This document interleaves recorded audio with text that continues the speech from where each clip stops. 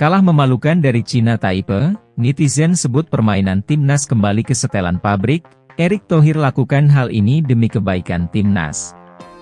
Seolah tidak percaya dari kekalahan kemarin, banyak netizen yang beramai-ramai kembali mengomentari taktik yang diperagakan Indra Syafri dalam laga itu. Entah hal apa yang membuat Indonesia susah sekali untuk mencetak gol, bahkan untuk mengembangkan permainan saja sangat kepayahan. Permainan Indonesia tampak buruk, seolah kembali ke zaman sebelumnya di era Indonesia belum dipegang ST dan di era Simon McManamy. Banyak bola panjang ke depan, pemain tidak mampu melakukan progresi passing 1-2 ke depan, dan hanya tarik ulur ke belakang. Minimnya kreativitas pemain, ditambah monotonnya strategi permainan yang diberikan oleh pelatih dianggap netizen sebagai penyebabnya. Padahal di bawah komando Shin Tae-yong kemarin, permainan timnas selalu tampil atraktif, pemain mampu improvisasi di lapangan, dan jiwa fighting spirit yang lebih tinggi. Banyak netizen juga yang menyebutkan kalau absennya beberapa pemain pilar adalah salah satu penyebabnya. Namun netizen juga tidak begitu mempermasalahkan itu, karena harusnya dengan China Taipei Indonesia bisa menang mudah.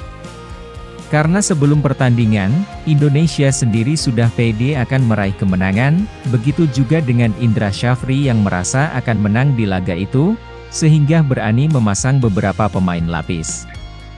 Seperti Hernando yang dicadangkan dan memainkan Adi Satrio, lalu beberapa pemain lainnya.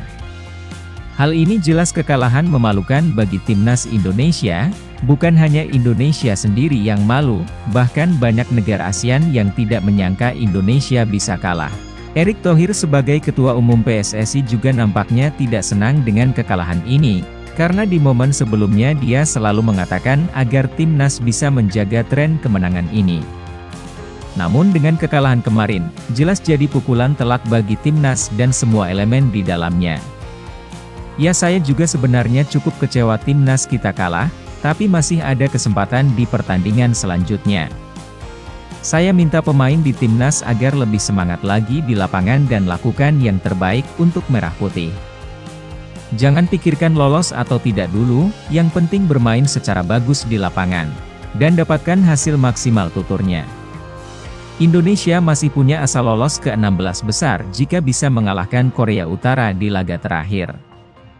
Karena saat ini Indonesia menduduki posisi kedua di klasmen sementara dengan poin 3, disusul China Taipei peringkat ketiga. Sedangkan Korea Utara berada di puncak klasmen dengan poin 6, dan hanya perlu seri melawan Indonesia agar mereka bisa lolos. Secara hitung-hitungan, Indonesia tidak boleh imbang apalagi kalah melawan Korea Utara, namun jika China Taipei kalah melawan Kirgistan, Indonesia hanya perlu hasil seri untuk melanggeng ke 16 besar sebagai runner-up. Gimana pendapat kalian?